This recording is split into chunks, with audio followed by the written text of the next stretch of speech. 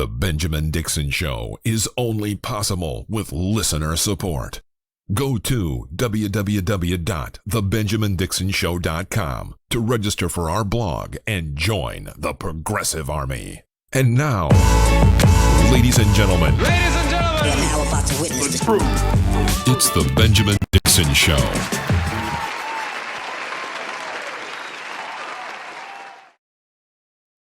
Welcome, ladies and gentlemen, to the Benjamin Dixon Show. I am your host, Benjamin Dixon, snowed in here in Boston, Massachusetts. I think snowed in is a relative term, right? I'm not snowed in like we were 2 years ago, but we're snowed in to the point where I couldn't get to the studio. So we're here. I'm broadcasting from home. As you can tell, the audio quality is probably only 10% of what it normally is, but I'm joined by my homeboys, Brandon Sutton and David Grossman. What's going on, fellas? I'm trying to come up with a Snowden joke because Edward Snowden joke because I don't know if there's one. No. I'm sure there's one. Go to David real quick. Okay, you figure out the joke and then we'll go to David and come back to you. David, what's going on, man? Hey, not much. Producing for you guys. So enjoyed my day off. Snowed in. What's up? Yeah, we're snowed in. Keep working on it, Brandon. I'm sure you'll come up with something. So truth be told, because I kind of lied to the audience.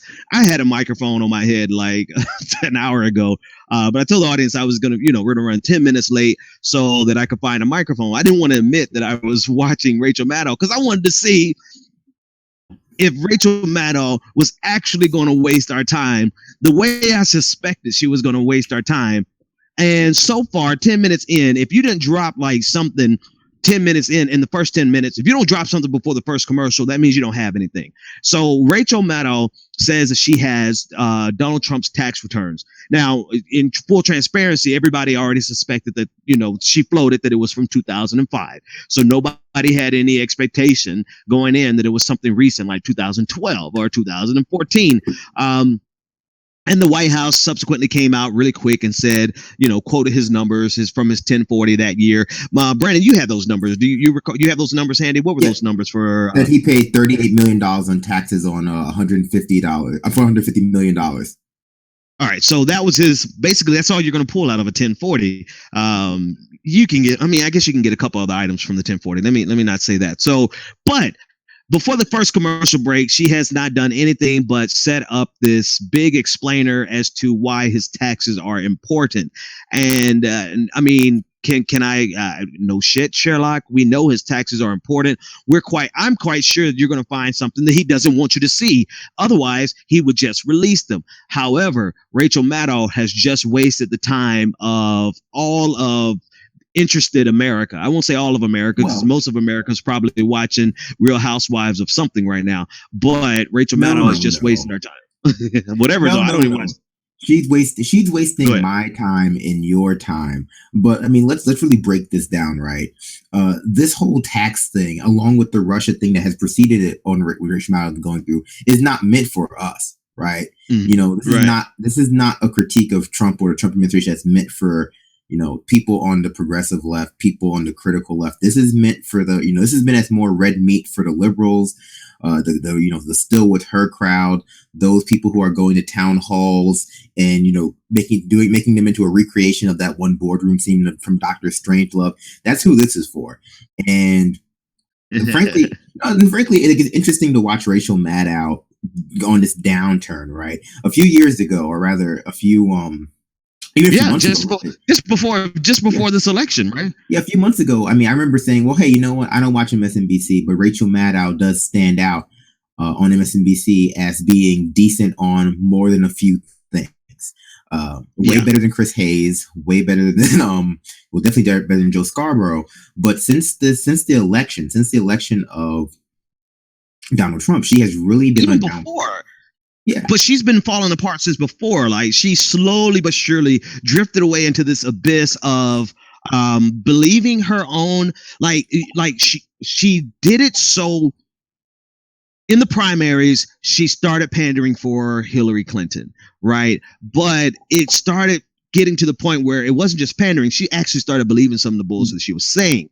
Now she's locked in. She's on the same level as Joy-Ann Reid, in my opinion, in terms of the psychosis, in terms of the Russia hysteria. And again, anybody who watches my show, they're probably frustrated with me because I'm the first one to say, if there's something there, let's investigate to see if there's something there, and then let's address it accordingly, blah, blah, blah, blah, blah. However, the hysteria that MSNBC is stirring up is undermining not only their legitimacy, which I don't really care about, is undermining the quote unquote resistance against Trump, because it's validating in the minds of people who think that liberals and progressives have nothing valid against this president, and they're really undermining that, when instead they could be focusing on the issues that really sincerely matter. They're pandering to this clickbait, which, you know, they're getting their ratings because it's a fever pitch, and I think they're escalating a level above what Fox News was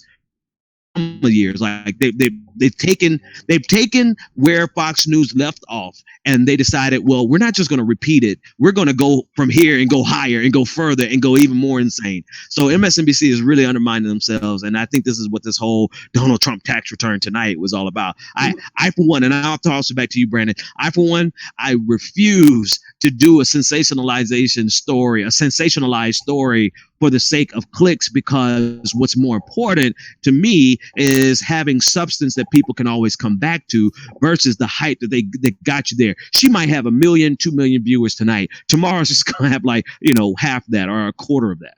Well, I mean, you hit the nail on the head right there, right? So since she has adopted this fear-mongering neo-McCarthy rhetoric, her ratings have shot through the roof. I believe last time I checked, her countdown to the Russia-Trump connection countdown in the subsequent show was rated at #1. She blew Fox News out of the water, and this is where Rachel Maddow and Huffington Post and a lot of these liberal media outlets are very dangerous for the Democratic Party, because they are amping up this Russia hysteria. They are amping it up. They are making this vast, complicated conspiracy, and they're further feeding that fire, when right now needs to be the time in which the Democrats are pulling back from that. Because as we saw in an interview with BuzzFeed, and I hate having to reference BuzzFeed because it's BuzzFeed, but this is literally an interview that they did, and it's the only place that has really referenced this. BuzzFeed news reporters interviewed members of the Senate Intelligence Committee who was responsible for investigating this connection, and they have said already they do not believe there is any evidence of direct collusion between Trump and the Kremlin, Trump and Putin, in order to get him elected, or any direct interference, and that they find it quite frustrating that both Democrats who are outside this investigation in the media are, ramping up the rhetoric. They are ramping up this hyperbolic rhetoric and making it impossible to pull back, making it impossible to do their job in any reasonable way. And honestly, Rachel Maddow is putting the Democratic Party in a very difficult position, in which at some point they're going to have to pull back from this Russia-Trump narrative. They should do it. They should obviously be doing it now, because if they wait and they go through a full, not that there shouldn't be a special prosecutor, a special investigator into this whole thing, but if they don't start de-emphasizing that from their strategy to defeat and resist, what we're going to have is 12 months of more rhetoric, only to get to 2018, right before the midterm elections, and they're going to lose again. And and this is something that Glenn Greenwald over at The Intercept was pointing out. Like it's already been floated out that the Russia investigation is not yielding nearly as much as the Democratic Party thought, and you see Democrats backing off slowly but surely, but not fast enough, in my opinion. How could it have? Okay, so how could it possibly have yielded as much as they thought? Have you read the conspiracy theories out there?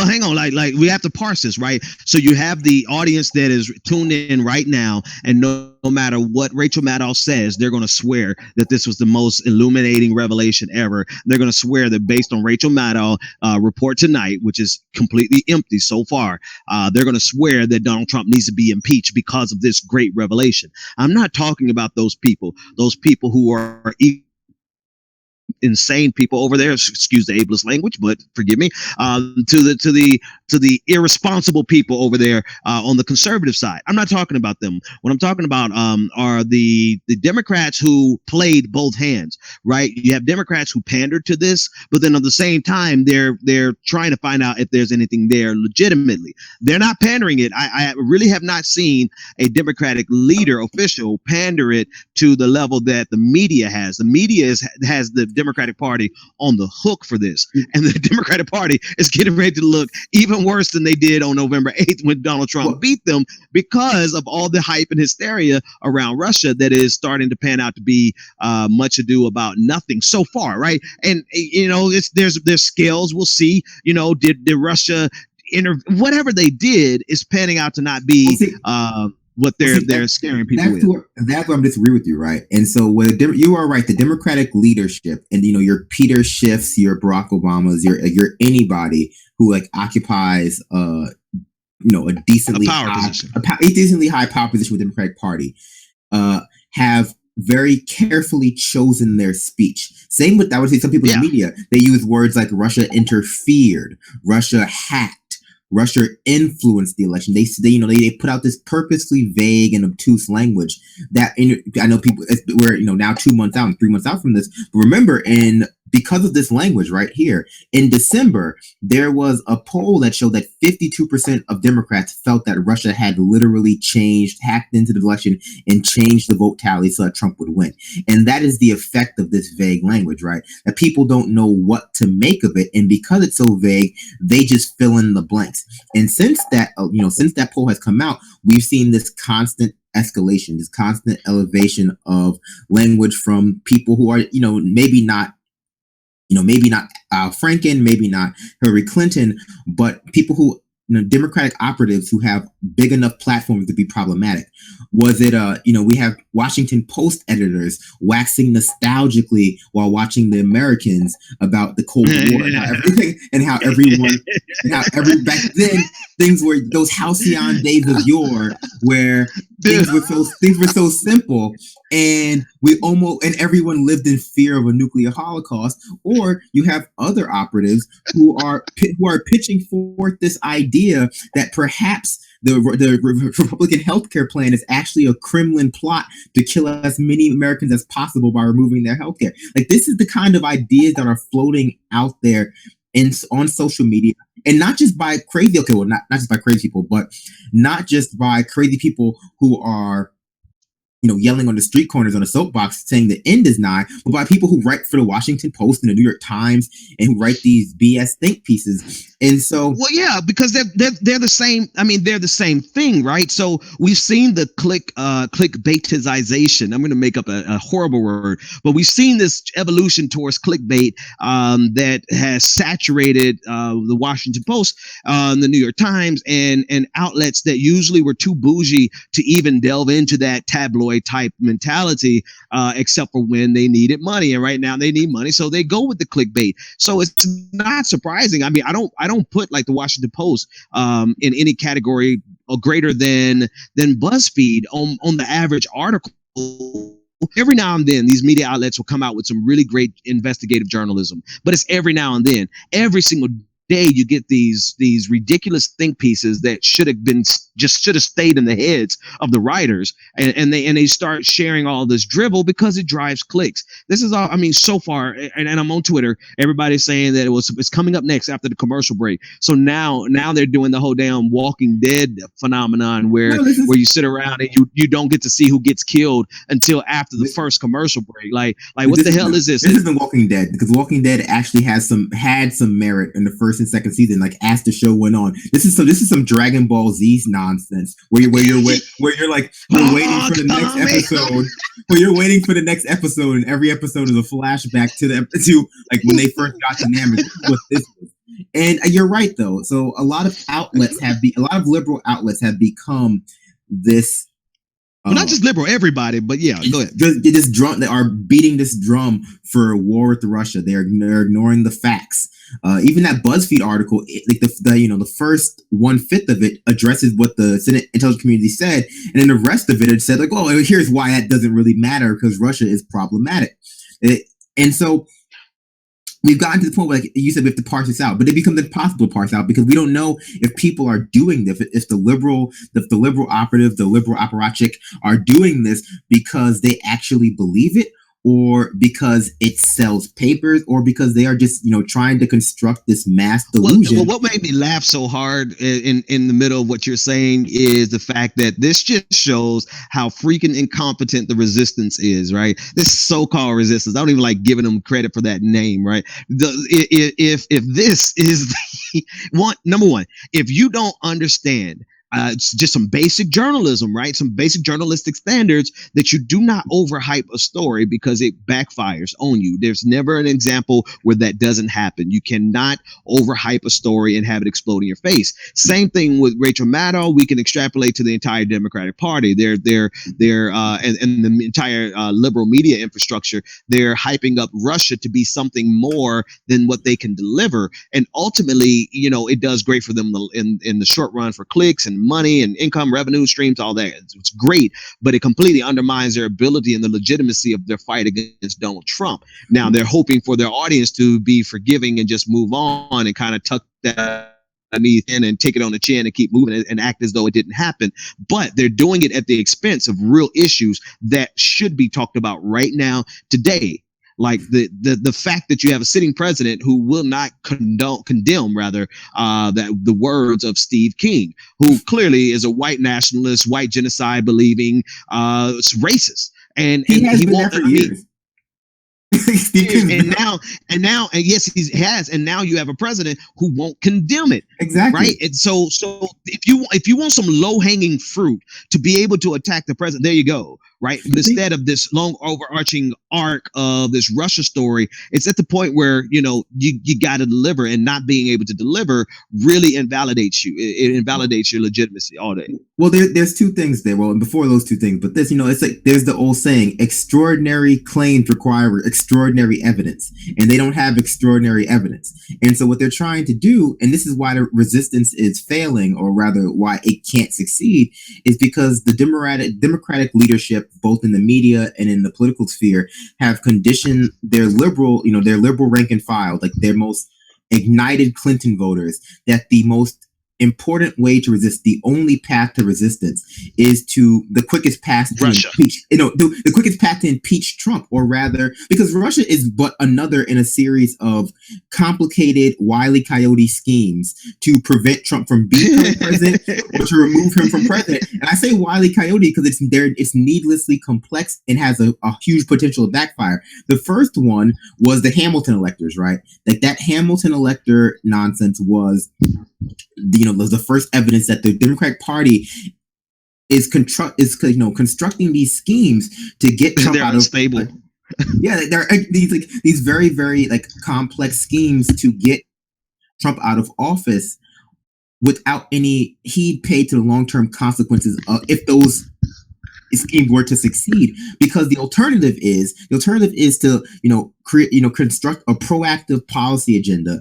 To do what Bernie Sanders is doing, going around town hall talking about policy, talking about universal healthcare, talking about rebuilding American infrastructure, but they can't do that, right? They can't create a coherent policy agenda because of this huge schism within their party. So the only way they know to fight Trump is with these schemes. And let's talk about it again.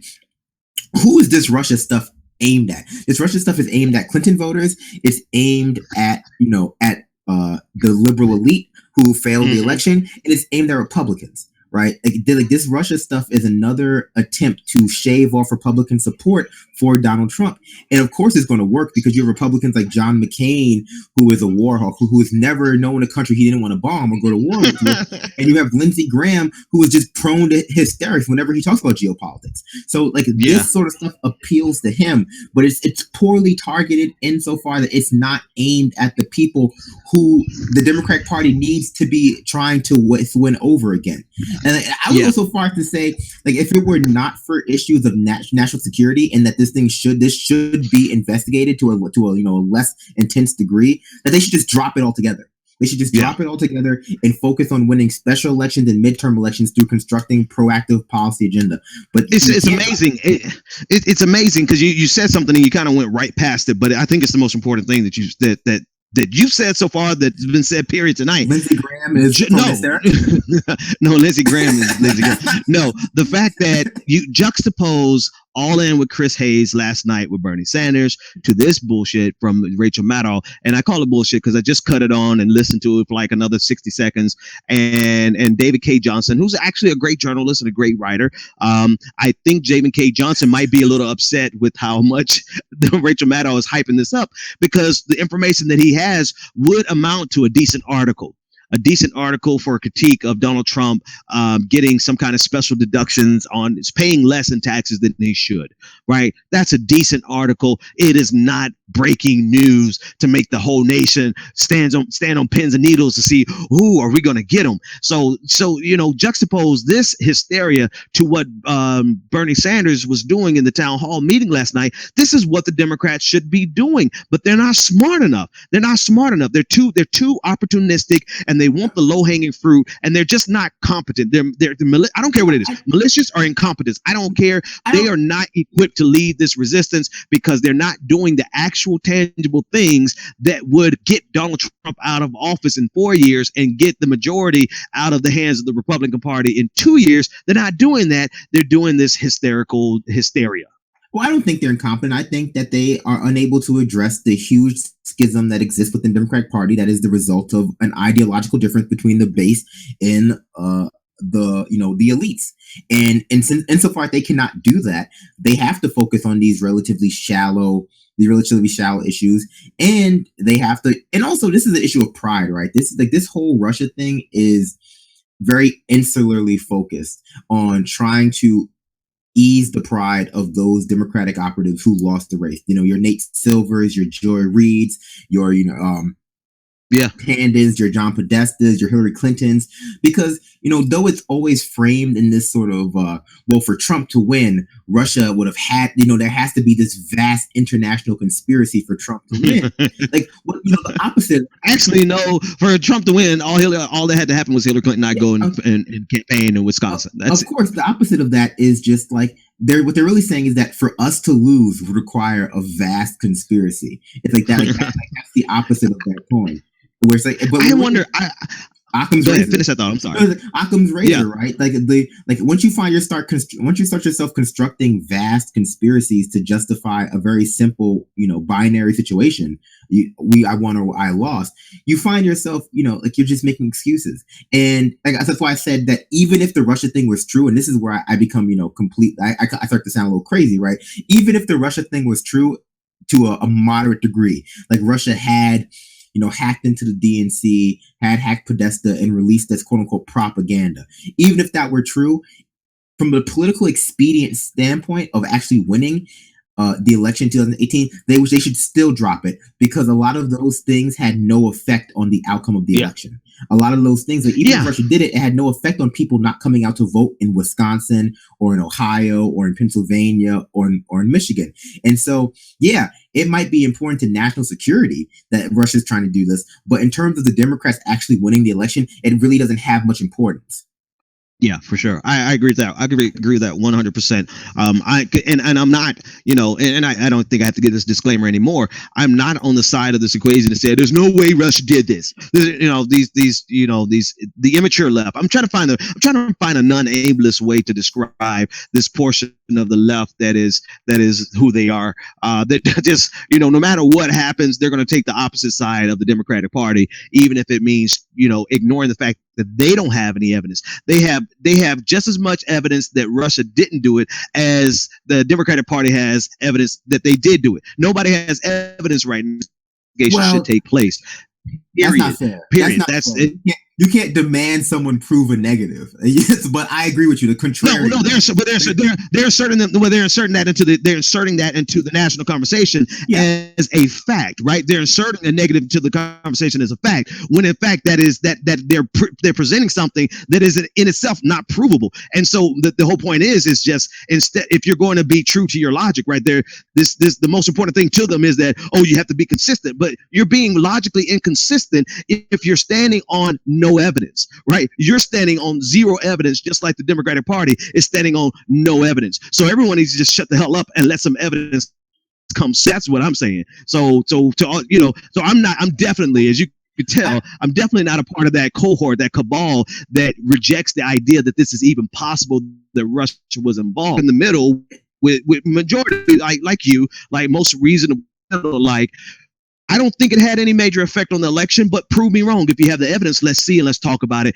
Get an investigation. It should be de-emphasized but investigated. I think that we can come to that agreement. And even for political intelligence, like what you just said, demonstrates more political acumen and intelligence than the Democratic Party has at this point. And this is why I say they're not equipped to lead. They're not equipped to lead, because even if Russia was involved, right, you don't oversell your silver bullet. You don't try to make your silver bullet be an adamantium bullet. You let it do exactly what it can do, and you keep moving. And the Democrats, instead of doing that, they're trying to make this magical bullet be a cure-all to all of their problems, and when it's not even able to address 1% of their underlying problems, which is what Bernie Sanders has been doing after this election. He's been going town hall by town hall, city by city, convincing the people that they vote against their own best interest with Donald Trump.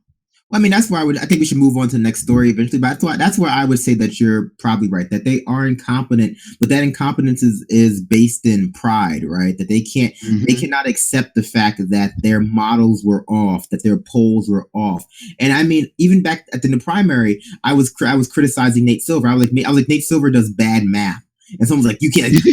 Math is always objective. And I was like, yeah, no, it's not, right? Math is objective, but statistics, insofar as very subjective, is very subjective. And what Nate Silver is, he is a decent, above average, pretty good, a great, amazing, stop wherever you like, statistician and a below average sociologist and demographer. Yeah, and he pretends like he's good at the latter, but he's only really good at the former. And now he's come out in recent days and go like, maybe we were in a bubble. And it's like, yeah, you were in a bubble. No, sure. And everyone have woken to the fact, or rather they appeared to have woken to the fact that, hey, just because everyone I knew was okay with voting for Clinton, perhaps that's not a good that's not a good horizontal slice of society. Yeah, but yeah, I think for me, like, if you want to ask about my not really was as stupid as. And I've actually got this progressive, there's this benefit of the doubt that we give, that as progressives, we tend to not want to just say some people are dumb as hell. And we tend to not try to think that people are by default malicious. We try to see the better of people. We try to see the better of a particular situation. After this election, now I just, and looking at people who really literally shot themselves in the foot with their Affordable Care Act, I'm really and now looking at the Democratic Party, I'm really at the point where people are just dumb as fuck. And we need to accept that and treat them as such and move on. Don't say that, Ben. This is your show, and you have to be professional, and you're a progressive leader. I am none of those things. The Democrats are dumber than a bag of hammers. And at a certain point, no, I mean, but not just the Democrats, right?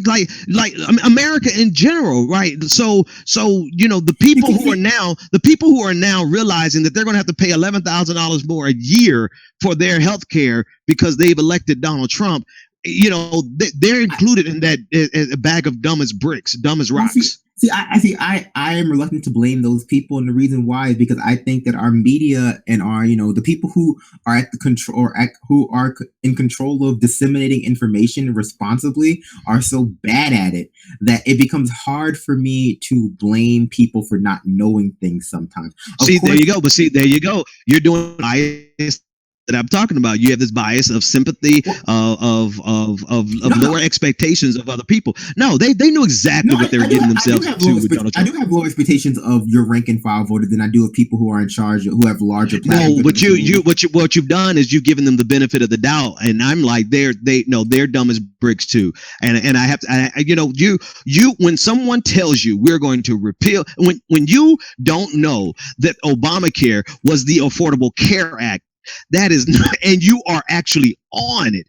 Like, I'm not talking about people who are not a part of Obamacare. I'm talking about people who are actually getting benefits from Obamacare, and they didn't know that Obamacare was the Affordable Care Act. They're dumb as rocks. They're dumb as rocks. All right, let's move on. Let's move on. One last thing, personal story. Like for my my undergraduate thesis experiment, I actually confronted that exact thing. This was back in 2012, 2013. I surveyed like 200 kids, 200 college students at my liberal arts college about like, hey, basically like, a lot of questions. Like, hey, just like a lot of civics questions, also policy questions. And one of the questions was, hey, do you know exactly, do you know what the ACA is? Do you know what the Affordable Care Act is? And most people were like, no. And but occasionally, I got people, because it was a two-part question. Like, do you know what it is? Can you name two provisions of it? And a lot of people were just like, I have no idea. A lot of people were like, I can stay on my parents' health insurance. I'm 26. And a lot of people were just like, it's Obamacare. It's Obamacare, and here, like, but the vast majority of people were not able to make that connection. And I do think that is a check failure this out, of media. though, Brandon. But no, check this out. If you are passionate about pulling something down, you're passionate about ending it. 2,000 pages, not even a summary of all the major takeaways. You got to at least know the name of the damn bill. So I have no sympathy whatsoever. But they don't even know the name of the bill. Dynamic, right? Though, so like, and this is where, and we've seen there's a lot of backlash to Paul Ryan's new bill from those on the right, from Breitbart, from a lot of people on the right. And I think that what they didn't, I don't think they didn't realize that this existed either.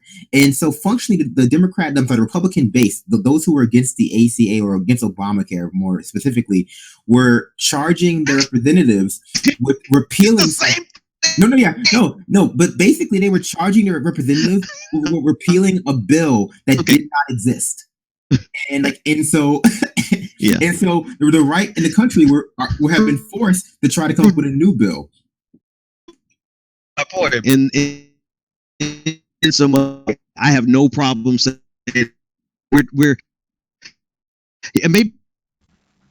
Your signal started to get a little choppy. All right. Am I good now? But I guess my larger point was that, the Republicans, if they were just serious about getting a win but not killing people, could have just signed some executive order that did nothing that said Obamacare is repealed, because Obamacare is not a real thing. It's just a name for the ACA. And the Republican base, as we've seen, has no idea that the ACA is Obamacare. And so they charged their representatives with repealing something that literally did not exist, and which put Republicans in a weird position because they had to come up with a right-wing alternative to a right-wing bill. So they had to go even further to the right. And basically their new healthcare bill is, well, everyone's got to die someday, right? Whatever. It's very nihilist in that way. Now, guys, how am I? You're a little bit in and out, so hopefully maybe the bandwidth will catch up to you. I'll change the subject and introduce the next story, though. Meanwhile, so according to the Christian Science Monitor, the IRS revoked the tax-exempt status for Richard Spencer's the National Policy Institute because they failed to file tax returns for 3 years in a row. So it's not that they actually just decided, no, we're not going to give them tax exemption, but his organization didn't do its, didn't live up to its obligation and file taxes. Yeah, I saw this story earlier. How's my signal now? Just to be sure. Am I okay? You're good. Okay, so I saw this story earlier, and it's really a non-story in the sense that besides the fact that it's a white nationalist, white supremacist, neo-Nazi organization that's able to get a nonprofit status, and the head, him being Richard Spencer. Besides the fact that we're talking about the living embodiment of a human dick, it's still just a lack of paperwork here, right? It's a lack of doing his business properly. I would much rather see his name never mentioned again. Marginalize him in the sense that nobody cares that he's even alive, and no one cares when he dies. That would be the news story for me. But that's just my take. Brandon, what's your take? That Richard Spencer didn't pay his taxes? Well, what's actually great before even Brandon goes in is this guy. he's very intellectual. When asked about it by the LA Times, he said, "I don't know what to say. I don't want to make a comment because I don't understand this stuff. It's a bit embarrassing, but it's not good. We'll figure it out." Hey, you know, well, here's what I will say, though. I wonder how they're going to spin this, because it reminds me of the story from a few years ago where there was this big kerfuffle, for lack of a better word, where the IRS was investigating right-wing groups applying for tax-exempt status. Was it that? Yeah. And they were trying to paint that Obama's IRS is targeting right-wing groups. And considering this now happened under Trump, I wonder what the excuse is going to be for the fact that right-wing groups tend to be, not so keen on paying taxes or following tax law. Yeah. But I don't know. I don't follow Richard Spencer. He's a white nationalist. He's pro. Exactly. I don't keep up with white nationalists anymore. The only time I really cared about Richard Spencer was when that amazing video of him getting his head split came out. That's the only time I really cared. It's not even news, right? That's like what Richard Spencer does is not news insofar that it's not. And that's the way it should stay. Yeah, it's just people paying too much attention to the fact that there is this cute Nazi. And I think that really indicates why, especially in the media, that really indicates why the resistance is failing, because like they just can't seem to wrap their head around the fact that, oh, this Nazi's kind of attractive. And so they're willing to platform him when he's just another hate mob. Have you seen, like all jokes aside, have you seen the dude without makeup? I mean, like, bruh, there's maybe he dresses nice, but his skin looks like he has leprosy from biblical days. But anyway, he looks like Steve Bannon. So like the bar for attractive, like if you're gonna be an evil son of a bitch Nazi, I mean, you gotta at least be I don't know. I'm trying to think of a man who I think is attractive like that, but Richard Spencer is not. You have to excel in your beauty for you to get away with getting some coverage, and Richard Spencer just does not meet that level. So again, he why are we talking about him again? Like let's let him fade away into the ether. So let's go on to the next thing, and this one is actually kind of it's kind of entertaining in a twisted sort of way. Okay. Former North Carolina Governor Pat McCrory can't find a job. And this is the former governor, right? This is former North Carolina Governor Pat McCrory can't find a job because, according to him, it's tough to do so when people think you're a bigot. Wow. why would anyone think that Pat Backroom Bill McCrory's a bigot? I mean, there's nothing in his legislative history that would make anyone think such a thing about him. That sounds like people are overreacting to the fact that he tried to ban trans people from bathrooms. No. Yeah. See, this is why you have to be smart when you're in office as well, right? Because you do have to live afterwards. And I, as much as of an asshole as I am, I don't wish ill on most anybody except for Richard Spencer. Like he could die of the plague. But Pat McCrory, you're an asshole while you're in office. People are going to take note of that. You're not going to go get a job at a booming law firm because that law firm would no longer be booming. He's toxic at this point. So you reap what you sow, right? You're dick to the people of North Carolina, and now you're going to be jobless. Hopefully he has some money saved up, or else he's going to need that safety net. The best fitting into this story would be him needing SNAP benefits. Let me stop being evil. Go ahead. No, I mean, but this is just another in a line of stories about how people who engage in some sort of oppressive regime, for lack of a better word, whose life includes a substantial period of time where they were trying to oppress either trans people, gay people, black people, women, how they still expect to be treated with a certain level of not only respect and dignity, but they expect people to not take those actions as indicative of who they are as a person, or rather, they expect not to be judged poorly on that. And so you have, you know, Pat McCrory basically coming out and saying, like, I don't understand how anyone could think I'm a bad person just because I decided to sign a bill that would ban drinking from the bathrooms, and I don't understand why people would want to be mean to me because of that. And I think it's a good sign. Like, I know a lot of, I know that we're going to see 1,000 think pieces in Washington Post in a few days about how, you know, Pat McCrory being unable to get a job after signing a trans bill is akin to, like, what's the most offensive comparison I can think of making? Slavery. Somehow somebody's going to tie it into.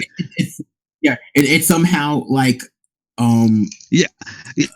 Black people being beat at the counter while trying to, you know, resist integration or some specious comparison, because like that's the kind of circles they run in, where this thin veil of professionalism masks deep prejudice, deep desires to continue the heteronormative patriarchy, and it becomes very problematic. And that's why I'm glad when stuff like this happens to Pratt McCrory. I'm glad when stuff like what happened at Middlebury happens to Charles Murray, and because it means that we're moving forward. That these people are no longer allowed in discourse. That they are being punished by society. Truth be told, though, Brandon, all he has to do is wait about 8 years, go paint some pictures, and then somebody will invite him to the version of the North Carolina version of all the night shows that he went on. So he's just expecting too much too soon. Like, you were just to transgender Americans like last week, bitch. Give us at least a year before people start rehabilitating your image, like we've done with George Bush. He's not even actually trying to give that grace period, or, you know, a better term, because actually, now that I'm looking at this, so it originally, he's not actually having trouble. In his it started in a podcast where he said people are reluctant to hire me because, oh my gosh, he's a bigot, which is the last thing I am. But he goes on to say two things. First of all, he said he went on to say that I've currently accepted several opportunities in business to do work that I've done previously, prior to becoming governor, in consulting and advisory boards. And he's exploring other opportunities. But in the same podcast, he said, where's this quote? Because this is he keeps throwing. He said he claimed that the left had introduced a radical concept of gender identity to North Carolina and blamed liberal groups for harming his reputation. Yeah. I mean, oh well. I will say this though. I don't think it's about, you know, proximity to when he did it. I think it had largely to do with what group he targeted, and the LGBTQ community. Targeting them in, you know, America is kind of a double-edged sword. Sometimes you can get away with it, and sometimes you can't. It's not like targeting Black people. It's not like targeting women. But like, sometimes like targeting women, but like targeting the LGBTQ community, like that does largely have implications for your career after you target them for whatever reason that may be. But so no. Shift gears. Let's go back to Rachel Maddow. She is getting scorched. Right? She is getting murked on Twitter right now. Did she not say anything? Did she not release any important information? Nothing. Out to the mentions for Rachel Maddow, and this, they're like, my favorite so far is Rachel Maddow went full fake news. You never go full fake news. Paying homage to that super racist movie back in the day. Tropic Thunder. Thank you. Then my boy D'Lo Taylor on Twitter, you guys should follow him at D'Lo_Taylor. He said, as you watch Rachel Maddow destroy her career live on MSNBC with this bogus Trump tax return story, keep this in mind. And he shared the meme of Geraldo and the Capone vault saying the internet never forgets. I mean, she is. This is why no matter what, even at our paltry level, right? We might have 5,000 people who will consume my content by tomorrow. Like right live, we only have a few dozen who are listening or watching live. But even at our paltry level, we know better than to oversell a story that you can't deliver on. I would not. I would have gone to my social media manager, and I would have gone to my editors, my whoever I would have gone to them and ripped them a new one and told them to I would fire somebody right now. But the fact of the matter is it's probably Rachel Maddow who was like, yes, let's push this. This is going to be great. The ratings are going to be great tonight. And I'm telling you, this is not going to hurt her at all. I think that you're living in a bubble. But the people who decided to watch this, right? The people who knew that it was one tax return, 11040 from 2005, who still decided to watch this. I do not think they are actually absorbing the content of what she is saying in terms of like the actual minutia and the details and how completely meaningless it is. I think that they are absorbing the spectacle of her releasing a tax reform and her talking about how bad Trump is. Same with her Russian connection. I think this is going to be fine for her. I think that the people who are watching it are going to enjoy it. From my perspective, and this is why I said she's been on a downward spiral in terms of quality since the election, because the first time I was like, okay, well, Rachel Maddow is done to me was when she came out with the fake math. Forget fake news. She did fake math after the election when she decided that, well, hey, if you just take all these votes from other people and then 18 more thousand people more vote, then Hillary Clinton wins. Like she went full Glenn Beck. All she was missing was the whiteboard. And so, hang on. I got to jump in there. Sean Spicer. Oh no. Okay. It's a parody account. Never mind. Shut my mouth. Go ahead. Finish your thought. No. So it's gotten to the point where Rachel Maddow Rachel Maddow specifically and MSNBC generally is, they're doing what David Brockett was, has hinted at trying to do. Like they're making the Breitbart of the left, but in this case, they're making the Fox News of the left. And I will say this: apparently, what she's doing with these tax returns are not exactly legal. And, it's a form of, obviously, of whistleblowing. But part of whistleblowing, part of leaking stories, part of violating the law to do that kind of thing as it exists, it usually necessitates the thing that you're leaking or whistleblowing actually meriting the law being broken. Where this becomes egregious is that this is probably against some federal statute, which I'm pretty sure it is, and it's also completely meaningless. And so it's like, dude, like I cannot stand. I personally like the scum of the earth. Would be the people who Trump supporters who don't care. Like they have no. They love everything that Trump is doing. That particular group, the deplorables. I'll use her term because they are deplorables. But when I tell you the shit they're saying right now about Rachel Maddow is so hilarious, I almost want to retweet every single one of them because here's where it matters. Let me tell you where it matters. And guys, I'm at home, but I can tell my microphone is crappy. I can hear it, the echo. But anyway, here's where it matters. Professionally, right? They're as much as professionals, her colleagues probably give each other leeway. There's jumping the shark moments in your career professionally. She's going to be fine because you're going to always have people who want to run up and get more of the latest Russia conspiracy theories. So fine, she'll keep getting ratings, but she does not have a path forward after this. I'm sorry. Like this is taking the national attention and using it for something worse than clickbait. So as a professional, she's putting dings on her record as a professional. Will it hurt her in the long run? Probably not, because she makes like $8 million a year, so she probably doesn't need the next job. She probably could just retire after this. But it depends on what she's a professional of. Like, what is she? She's not a professional journalist.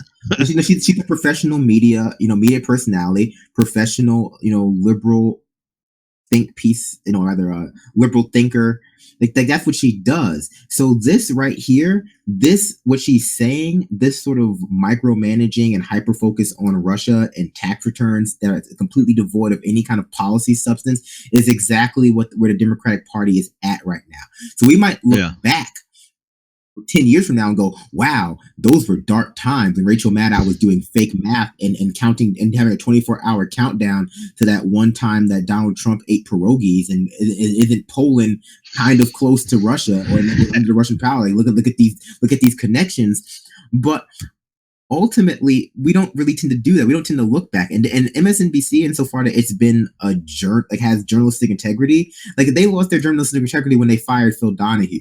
It's really.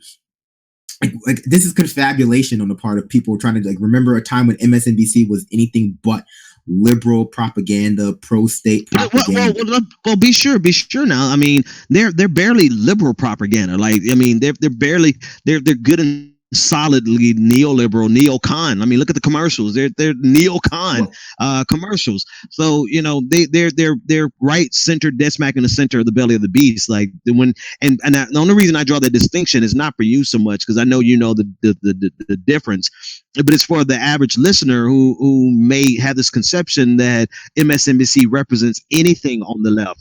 They don't represent anything left of Hillary Clinton. Might on some issues be to the right of Hillary Clinton.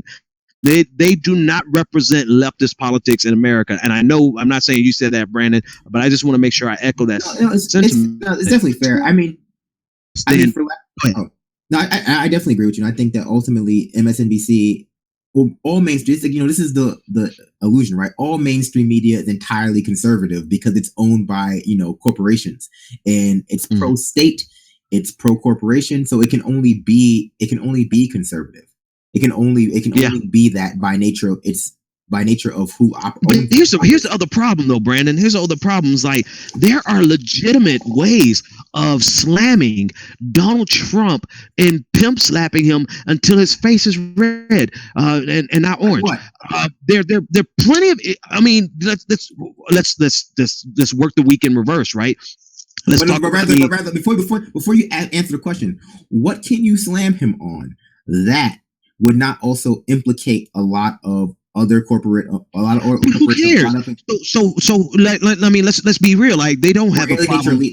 They do not have a problem with being hypocrites, right? So they 100% can attack Donald Trump without even being that hypocritical on his escalation in Yemen, right? Go ahead and be a hypocrite because you're good at it. So who cares? But then he legitimately increased it by 400%, 400+%. The drone strikes in Yemen, like destroy him there. Okay, there you go. So, and then of course the number of people on Affordable Care Act that are going to lose their coverage, like that's a gold mine. That is a gold mine in so much as it is now Obamacare is now more popular than it has ever been. And this is a give me to their corporate base, not their progressive base, but to their corporate base. They get to stand and grandstand on Obamacare, which is a handout to the healthcare industry, but they're not even doing that in exchange for Russia, right? They're not even doing that properly because they're so fixated on Russia. That's what I'm saying.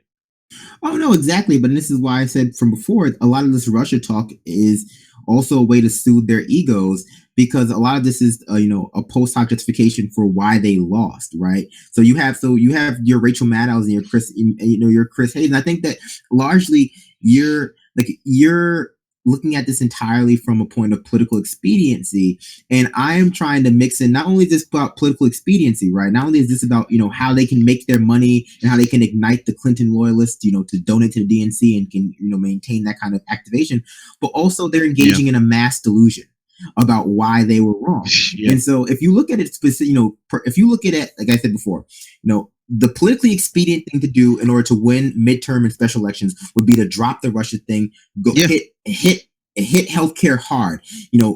Don't only prop up Obamacare, but prop up single payer, hit healthcare hard. They can't do that obviously because of who their donors are. This is where they're dumb, though. This is where they're dumb, and I'll let you that would explain why they lost.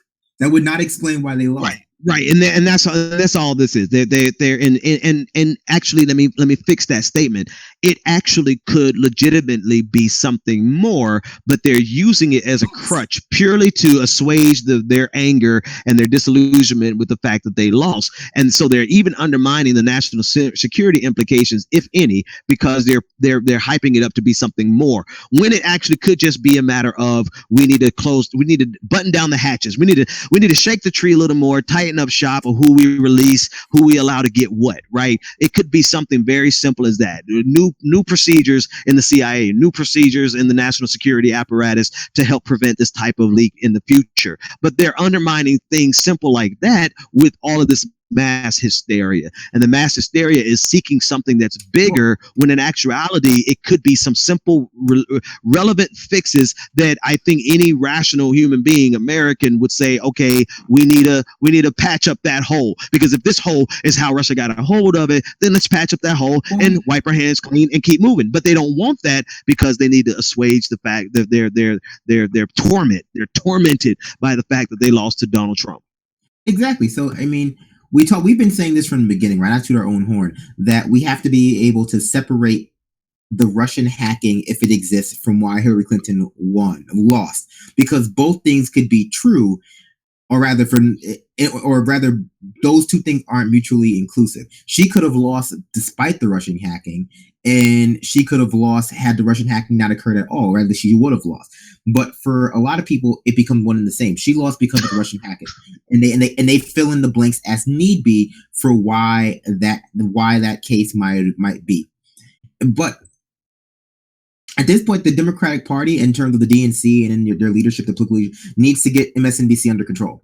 They need to get HuffPo under control. They need to get these liberal outlets under control, however they know how, because they are going to keep ramping up this hysteria to the point at which the Democratic Party is going to have to pursue an investigation for months, like months-long investigation down the line, only to be a big disappointment right before the midterm elections. But we've seen that, like, they're already planting the seeds for whose fault it is for why they lost midterms, right? Senator Kamala Harris came out and said that, hey, we can't have these Bernie wing progressives applying their purity test to governors in states, in the 27 states that are going to be up in 2018. And of course, that doesn't mention that in a lot of these states, these governors are up for a term limit, like they're going on term limit issues, that they don't have anyone necessarily to run, and a host of other issues. but they haven't been planning this that far ahead. But like, they have already set set the narratives for why they're going to lose in 2018. It has nothing to do with Russia. It has everything to do with Bernie Sanders. And so it's like the Democratic Party, if they were serious about winning elections and not simply about igniting the resistance to impeach Trump, would be constructing a policy agenda. They're not, though. And there's no way they can hammer. There's no way they can hammer the whatever the Republican bill is actually called. I just been making funny names for it, about like how everyone's gonna die. Everyone's gonna die someday, Bill. Because it becomes hard to defend Obamacare without actually going a step further and pointing out how it was not a step far enough, and we do need to move toward universal healthcare, which is not really. It's not going to please their corporate base. It's not going to explain why they lost. It's not going to do anything to soothe their ego or reconstruct that bubble. So why would they bother? It definitely wouldn't make Rachel Maddow #1 in ratings. And yeah, I don't know. I mean, I agree. I'm just looking at everyone sucks but us. Yeah, everybody sucks but us. But no, but seriously, I love this. This is hilarious. This is so funny to me because I have a problem. I'm going to tell you my problem. I have a problem too. Before I'm sitting here trying to do the Benjamin Dixon show, and Benjamin Dixon show and Benjamin Dixon is messing around on Twitter.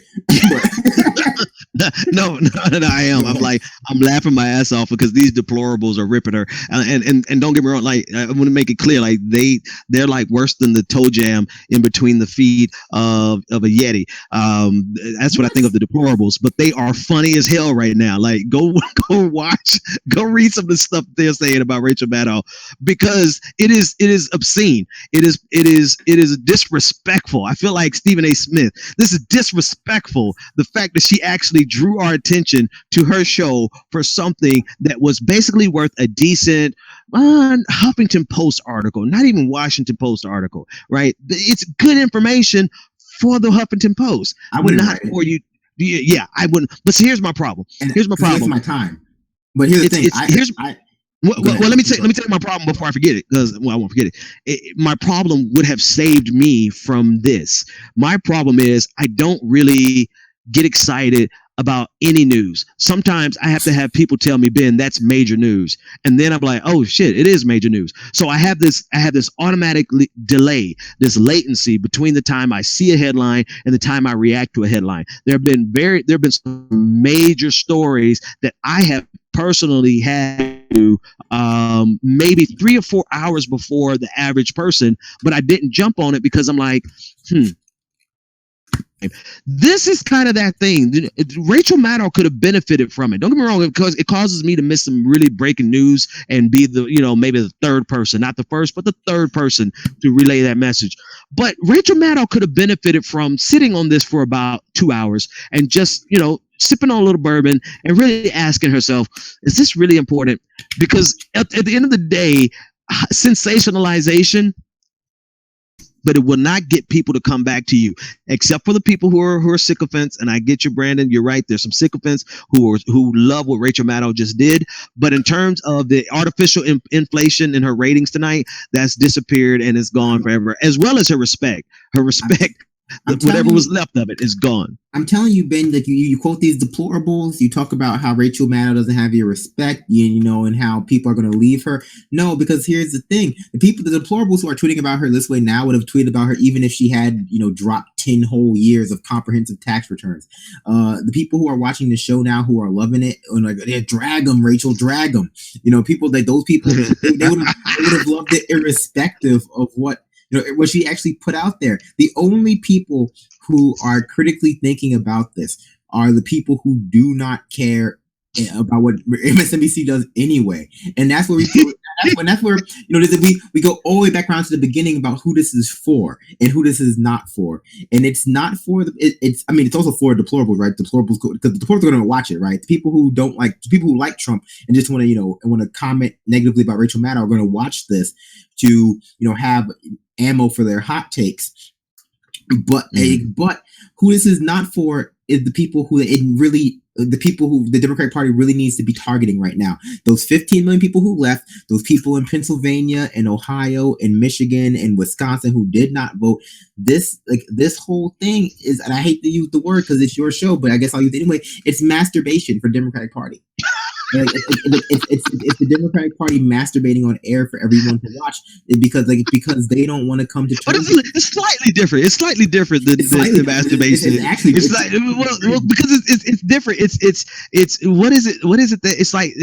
They're tending to their wounds, right? They're really seriously.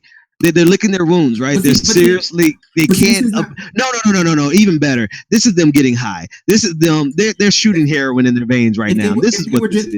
If it was just attention to the reality. If they would just them licking their wounds, they would just be ignoring reality. But they have now constructed a whole new reality. Which is right. That's why I shift the gears. This is them shooting heroin and then doing acid right now because they can't cope with reality. That's what it is. And so this is where we go back again to the fact that the Russia narrative was the kind of narrative that very busily and loudly goes nowhere because it was because the people who they should be going after, they just you'd be hard pressed to convince them that Russia is responsible for that factory closing in Milwaukee, that Russia is responsible for the factories closing in Worcester or Akron or Cincinnati, or rather the outside of Cincinnati.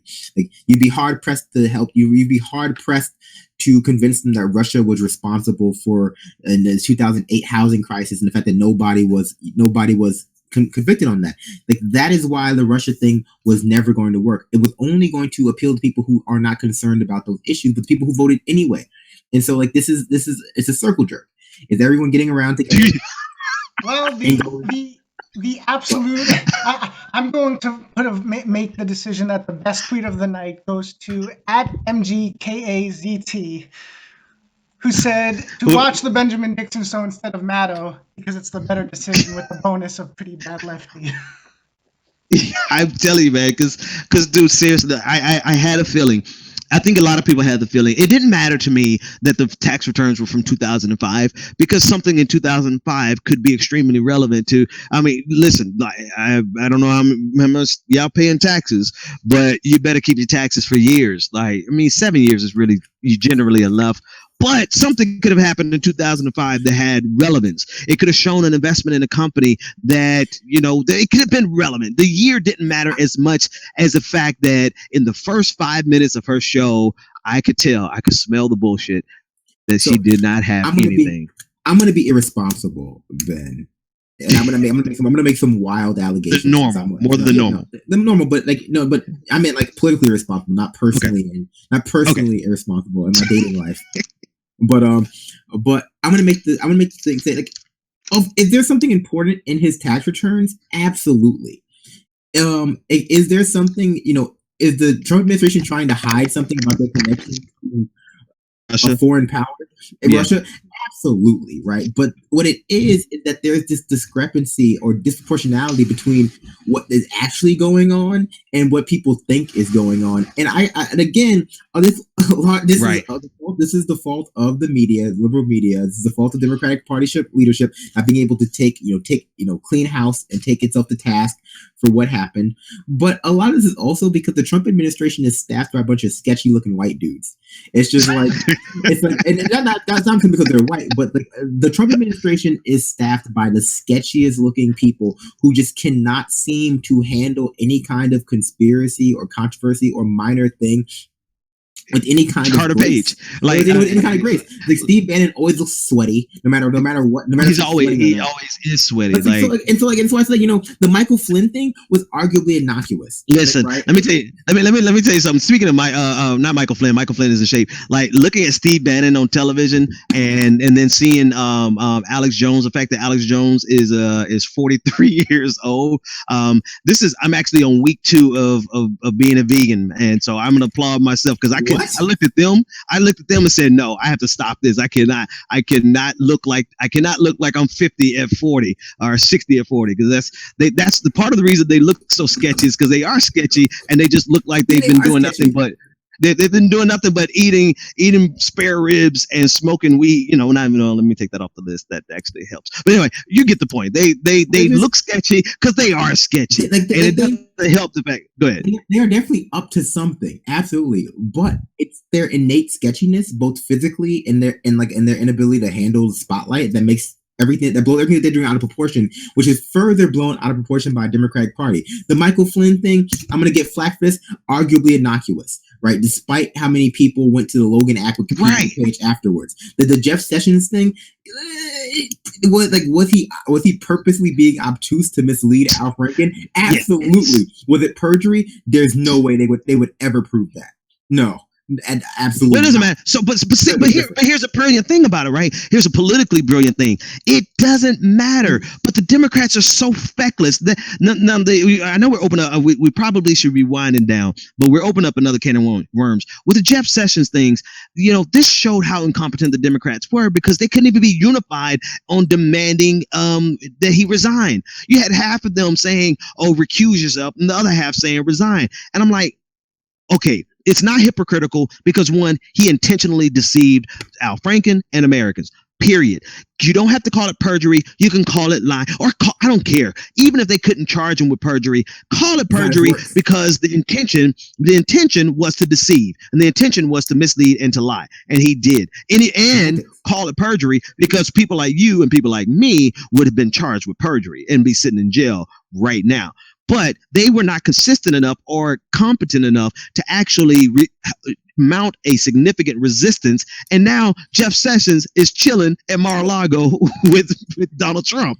Well, I mean, that's the other problem with this whole thing with the idea of the resistance, that the Democratic Party, because they lack a coherent policy agenda, because they lack a proactive agenda for what they're resisting, and that they're simply just reacting to whatever the Trump administration does, whether they're cutting Medicare, they don't really So here's the thing, if you're going to resist Trump, you have two options, right? You construct a proactive agenda for yourself that is in some ways directly in opposition to whatever they're doing, and in some ways, it has it's tangentially related, but doesn't do with it. You set up your own goals for yourself to unite your party around your own goals, and you give your party its own unique identity based on what it plans on doing in a proactive way. That's one way to form a resistance. The other way to form resistance, and this is what we saw from the Tea Party and a lot of Republicans back in 2008 when Obama was elected, is that you literally have to oppose everything that the person does, if not in actuality, in public. You have to pretend like you are coming out against literally everything Trump is doing. But the Democratic Party is also unwilling to do that because they're so effete and feckless and disaffected.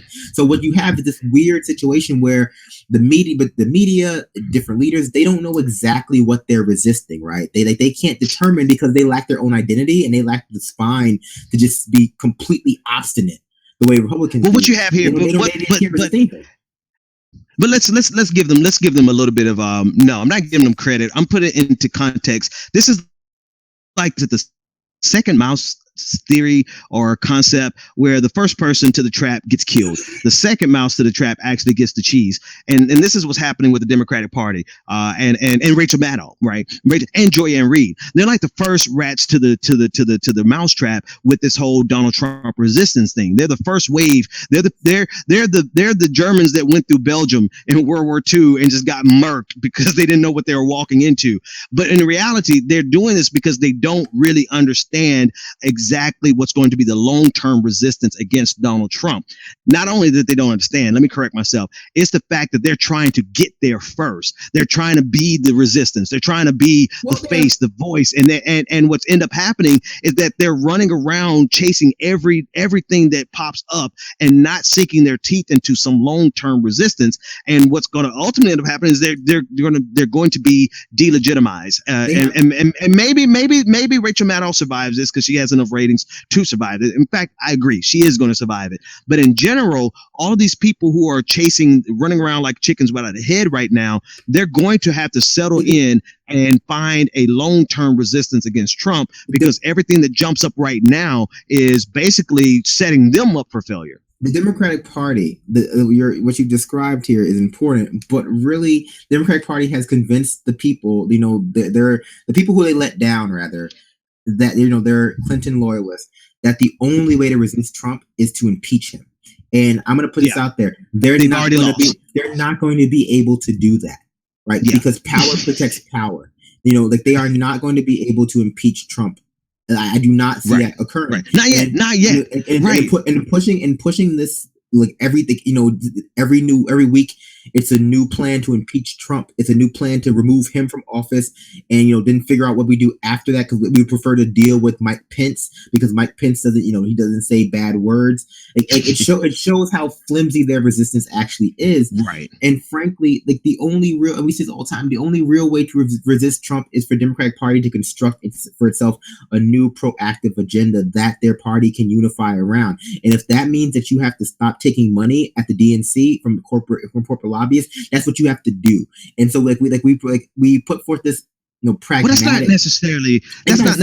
But not ideologically, but ideally what you're saying is the way it should be, but it's not necessarily. It doesn't have to be. Look at the resistance that the Republicans put up against President Obama. They didn't have an agenda. All they had was blocking him at every turn, every single turn. All they had was, Well, you could do that too. That's nothing but option to do. You could just block him at every turn. Yeah, and they're not even effective at doing that because they can't whip Joe Manchin into shape. Joe Manchin still's like, I'm a Republican, bitches, so you ain't gonna do nothing with me. So Democrats are in no position to lead this resistance. I think that's the sum total. Our mainstream media and the Democratic Party are not competent or ideal. They're just not the ones to lead this resistance. And the reality of it is that there is plenty that needs to be resisted against Donald Trump. A lot of the things that he is doing is so detrimental to Americans, to the most marginalized Americans, that there must be an effective resistance against Trump, and it's not coming from mainstream media or the Democratic Party, as evidenced by Rachel Maddow's Al Capone moment. So here's where I'll stop talking about this whole thing. Because the Democratic Party, as you described, contains people like Joe Manchin, Heidi Heitkamp, all of these basically Republicans and Republican lights in training, they find themselves unable to construct a proactive policy agenda for their party to unify around.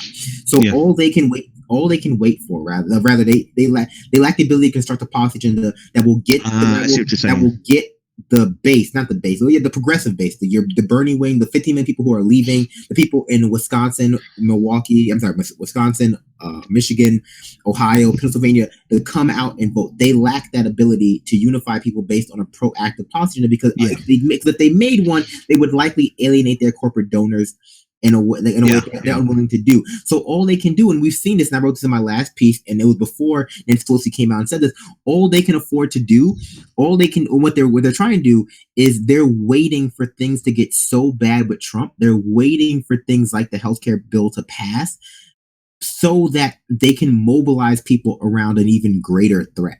Because Trump himself is not, just the idea of Trump, the thing that the liberals find problematic about Trump, for better or worse, for right or wrong, is simply not distinct enough from what the Democratic Party has done already in the past 8 years to mobilize the people who are not mobilized, to keep the progressives in line. So the Democratic Party will continue to wait while Trump destroys things, and putting up this half-hearted, opposition until things get so bad with Trump that no one can afford to wait. But the danger is that if we may never get to that point. And an article I just read came out, said that some people who are advising Trump are telling Trump to drop the Paul Ryan plan and start backing universal health care.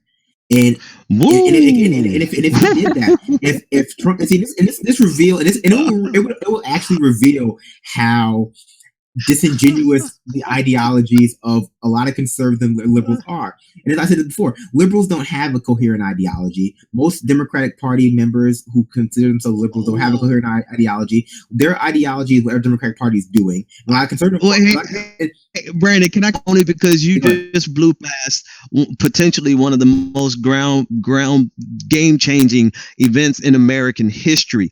If Donald Trump did that, but that was my point. That you're going to see a complete realignment in two ways, because the Republican establishment could not at all in any form or fashion support that, right? And so the only question that's outstanding would be how much opposition would Democrats mount against that, when even the most lay member of the Democratic Party, right, they see some value in the conversation about universal health care. It's not going to be like a Russia thing. They're not going to be able to get the entire Democratic base to become rabid sycophants opposing universal health care. They'll be able to get the establishment. So it would be the most fascinating thing politically to see how this plays out. It would be incredibly fascinating, but I'll tell you this, right? So we would have a lot of Democrats who oppose it, like Cory Booker, people who take money from the pharmaceutical corporations, who would oppose it on some baseless accusation that universal health care kills more people, or Canada's universal health care is opposed by doctors, and doctors think that it's not a great idea. Some lie. And a lot of Republicans would oppose it because they just hate people. They hate people living like full lives for some reason. I don't know why. I can't get inside their head. But like I said, a lot of conservatives and liberals, like your rank and file, they define their ideology by whatever the party is doing, right? Whatever the most visible member of the party is doing. They don't have a coherent ideology. But beyond that, a lot of liberals, a lot of Democrats, their ideology is whatever Obama is. I mean, that's America. That's politics. Yeah. That's politics in general, right? That's the Republicans on the conservatives, the same thing. So what I'm saying is that if Trump put forth the Universal Health Care Act, just same with Obamacare and ACA, how no one knew what it was, and he just called it Trump Care, a fair number of Republicans would be behind it. Maybe not the rank and file, maybe not the leaders, but the rank and file, because like, oh yeah, Trump Care, like he said that I'm not going to have to pay any money for healthcare. That sounds great. I would hate that. I would hate having to pay money for healthcare. Of course, that would literally make the establishment versus the people. And this is a clear cut. They would have a unified. I mean, matter of fact, it wouldn't pass. Well, number one, it just would not pass. It would not pass the House. It wouldn't pass the Senate. Oh my God, that would be amazing to watch, though. That would be such a powerful play for Donald Trump. I just wonder if he's smart enough to even engage in it. It would destroy the American political system for at least the rest of our adult lives. I would say this, we talk about political expedience versus ideology and versus what enriches people. If the Republicans would get behind a universal health care bill and pass it, it would destroy the Democratic Party. It would absolutely. Oh my God! It would ruin them. Oh my goodness! Would ruin the Democratic Party. It would ruin Obama's legacy if they were really about just if they were really petty. They would support universal health care, and they would go, okay, well, you know what? We'll make money from the coal industry. Well, everyone's gonna have black lung anyway. We'll make money from coal. We'll repeal the EPA, but we're gonna have universal health care. Like the Democratic Party, some of them would have to oppose it because that's just what their corporate donors would say. Of course, Bernie Sanders would be in support of it. Bernie, yeah, that's great. Let's do it right now. Let's sign it right now. And people at the WAPO, people at Huffington Post, people at Daily Beast. Yeah. Bernie Sanders is a traitor for supporting Trump care. It's like, well, Trump care is just universal health care, and the fact that you don't support it because Trump care shows how disingenuous your ideological stance is. You just hate whatever Republicans do. So listen, in this landscape, that would be the most apropos. That would be serendipitous, man. That would be that would be meta. God would have to exist if something like that happens, because that would be so beautiful in terms of how Trump has destabilized our political system already, and it's fascinating to watch from a political science perspective. But to make that next move would be the most. It would be beneficial, right? It would be beneficial to Americans, and we would really get to see that we're dealing with we call it a duopoly, but it's really just a single party with two opposite sides of the same coin in many regards on economic issues. Clearly on social issues, they couldn't be further apart in many ways. Listen, we've already spent our time. We're over time. Brandon, an hour and a half in. No. I appreciate you hanging out with me because I really didn't get to do much. I had a sick wife, so I'm fixing, taking care of the kids and tending to her fever and stuff. So I didn't really, hey, you gotta, take care of yours, man. You gotta take care of you got a good thing, you gotta take care of it. So, and I hate to use. Don't be like that. She ain't watching. No, she's not. She's in the back room sleeping. I'm saying that for all the ladies. I'm saying that for all the ladies who send me naked pictures. I'm joking. I'm so joking here, folks. Anyway, I've jumped the shark. I have jumped the shark in the same manner that Rachel Maddow has jumped the shark tonight. So let's call it a night. You keep saying that, and I don't know why you think this is worse than the fake math. Anytime you get on news, because she got my attention. Because she actually made me turn on MSNBC. I'm mad personally. Ben's ready to go through the computer screen. Damn. I'm serious. Like I had to cut on my TV. I cut on my TV. I don't even cut on. Only time I cut on my TV is to watch The Walking Dead. She made me do something that I don't do but once a week on Sunday nights. And so yes, I think she jumped the shark. She got. And I hope it destroys her career. She got you with the news equivalent of what do these 90s stars look like now, and now you mad. So that's okay. No, actually no. As David get ready to play this outro music, I had the sneaky suspicion that this was just I don't, I like to think people are smarter. I have this I like to think people are not as dumb as they come off to be. She played herself, and it was just amazing to watch it in real time. But at the same time, it's like you played America. Like you got millions of people to watch your show with clickbait. You know how you feel when you click on clickbait and it turns out to have spyware on it. But anyway, folks, we've got nothing else to talk about. Stay off the porn sites, Brandon. That's when you said that's the first thing I thought about. I said I don't know what that's like. Oh, I thought you said you do know. No, because I didn't turn on Rachel Maddow, because once I heard what it was, I was like, oh no, she don't got nothing.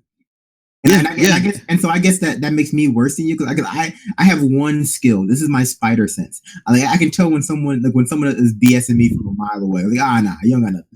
I knew since I heard. Like, no, you don't. But Brandon, have you ever seen somebody have nothing and take the stage, the national stage, and still have nothing? Like, I think it's a black thing. And let's racialize this real quick. I know better. It's like we have to be twice as good right? We have to be twice as good as at everything. So I know better to never oversell what you undersell, over deliver. You know what I mean? That's just a standard practice. I've never seen people who are so willing to oversell and hype something to their own embarrassment. Like, who gets away with that? Besides, anyway, let me not say that. Let me not finish that sentence. Again, you say I'm telling you, nothing's going to happen to her, and you helped contribute to making her show the most watched news show of the night. So I hope you feel embarrassed for yourself. Actually, I'm going to help contribute to all the dogpiling that's happening on Twitter as soon as David plays his outro music. Brandon, tell everybody how to get up with you. Hello, my name is Brandon. You can find me on Twitter at Pretty Bad Lefty. It's spelled exactly how you think it's spelled. Pretty. It's actually right under your name. Right under your Oh, screen. it's right. There it is on the screen. And my handle, actually, David, my handle has changed. It's no longer at the BPD show. Yes, I have to update Ben's lower third. It's Benjamin it's at Benjamin P. Dixon on Twitter. All right, folks. David, Brandon, thanks for hanging out with me. I'll catch you guys tomorrow, same time with a real microphone. Same bat time, same bat channel. Same bat channel. The Benjamin Dixon Show is only possible with listener support. Go to www.thebenjamindixonshow.com to register for our blog, join the Progressive Army, and support The Benjamin Dixon Show. It's Ben Dixon! If you like this episode, be sure to share, like, and subscribe.